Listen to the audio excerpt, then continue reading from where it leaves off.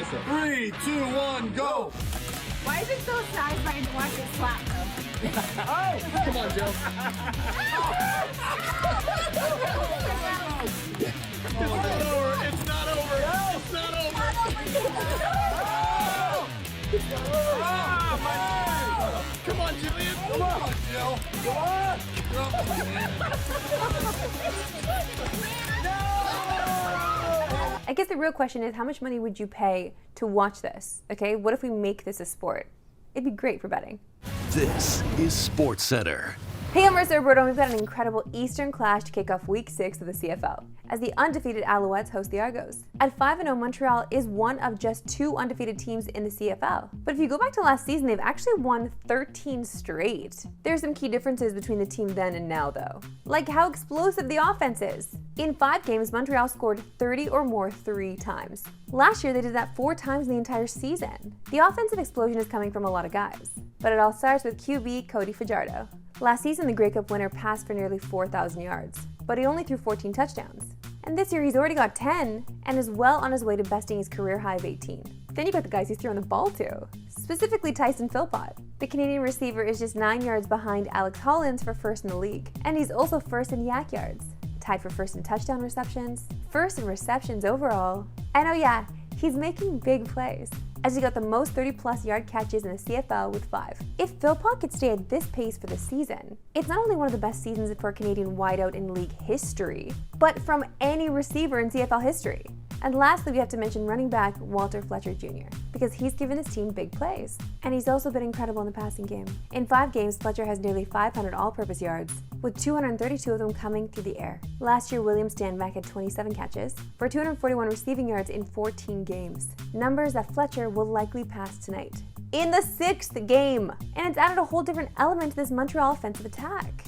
And you can watch the Argos and Alice tonight on TSN. Coverage begins at 7 Eastern, 4 Pacific. And speaking of the Argos, we just got some news as Argos and TFC president Bill Manning and MLSE have mutually agreed to part ways. Now joined by Javon Shepard in Vegas, and before we get going here, I gotta know, you're at the roulette table, what are you going, red or black? A little roulette, you say? Well, I'm a high risk, high reward type of guy, so let's go red, 7. And just pay me in cash. As a matter of fact, pay me in loonies. I know we're in America, but pay me in loonies. He's gonna be like Kramer out there walking with his change. Okay, I guess we can talk some ball instead of gambling, as Canada named its Olympic roster yesterday. When looking at this squad compared to the rest of the field, what stands out to you? Yeah, when you look at this team, I think the first thing that sticks out to me is what sticks out to everybody. They're extremely talented. When you look at, your first player from SJ down to your 12th player, right, this is an extremely deep group. Now, the question is, how fast can they build that connective fabric, that connective tissue? And it starts with SJ. It starts with Jamal Murray, because they're going to be the double-headed snake. And when you think about FIBA and international play, guard play is what really matters. So for those two to just end up getting that chemistry and how fast they can do that is going to be extremely important. But what I've liked over the last couple of days, just watching them in practice, how they've been focused on the defensive side, right? There's been some effort on the defensive side. We probably didn't expect that. We were thinking more offense, but a group that can definitely play defense. Canada just took on the USA, a team absolutely loaded with NBA talent. What were your thoughts on what you saw from Canada last night? Yeah, the game last night, I don't think we found out anything that we didn't know. When Canada went to their second line, they got a little bit smaller. The point of emphasis, point of improvement is obviously going to be the rebounding. But I think if they lock in and hone in on what their strengths are, when you look at this entire team, it's going to be their quickness. It's going to be their ability to make shots, create shots for one another. They didn't shoot the basketball necessarily well. That's something that as guys get more rhythm, get more flow, get more understanding of each other's tendencies and where they like the basketball, then yeah, shots are going to drop. But I do think there's some really good things that we did see in the opening quarter. They were really playing some defense, pressing up, getting deflections, running out.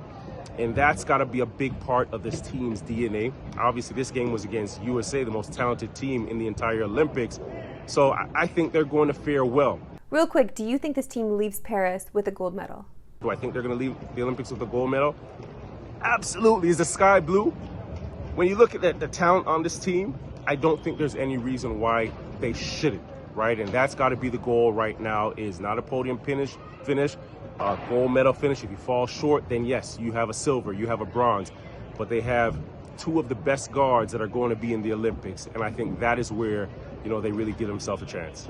Ooh, I'm loving the optimism. Javon Shepard, thank you so much for joining us. Enjoy Vegas for all of those of us who wish that we were also there. Thank you.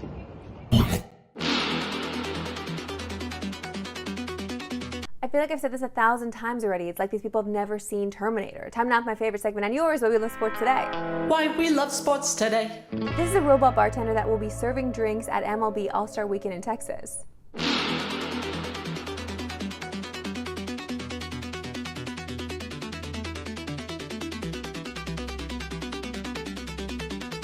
First of all, I wanted my martini shaken. Second, what to do with tipping? Okay, is there going to be a prompt? Am I still going to have to give a tip for this? You know they're all prompting, okay? 15, 20, 25. What's this robot getting? To the association, and the NBA has reportedly finalized a massive new TV contract. It's been talked about for months now, but we finally have a number. As it's a reported $76 billion over 11 years. That's Billy with a B, okay? Do you even comprehend how much just 1 billion is? So I've been saying, the world shouldn't have billionaires because it actually doesn't make any sense. It's not even fair. Anyway, that's a record for both length and value for the NBA. The proposed deal starts with the 2025-26 season and will have ESPN and ABC with the top package, meaning they will continue to have the finals as they have since 2003. With NBC and Amazon added, both companies will split the conference finals year by year. Now, TNT is the odd network out here, but according to reports, they have 5 days to match one of the deals, meaning inside the NBA might not be dead just yet. Now, this is where the new deal is a real win for fans. Once football season ends each year, the NBA will have a national TV game 7 days a week. Monday on Peacock, Tuesday NBC, Wednesday ESPN, Thursday Amazon, Friday and Saturday ESPN and Amazon, and Sunday on NBC and ESPN. Now this deal will also mean the salary cap is going to go way up, as it's expected to go up 10% annually, the max allowed by the CBA. Meaning by the 2030s, we're likely going to have $100 million a year players. It's funny to talk about NBA player salaries and them going up that much. Also, a 10% raise every year is kind of nice, no? If only every industry would play like that. But just comparing it to the fact that we just had free agent frenzy, talking about hockey player salaries, man, I wonder if they get jelly. And with the TV contract now done, it's time to focus on expansion, with Vegas and Seattle reportedly the frontrunners. And Sonics Twitter is absolutely going crazy at the idea of the Sonics coming back. Although, can't we just hope for a moment that Vancouver will be mentioned in all this? Come on, we still see people around the city wearing Grizzlies hats, okay? They need to bring them back. That's it for me today. We'll see you right back here tomorrow, 5 Eastern, 2 Pacific, or maybe a little earlier, because no Euro games. See you then.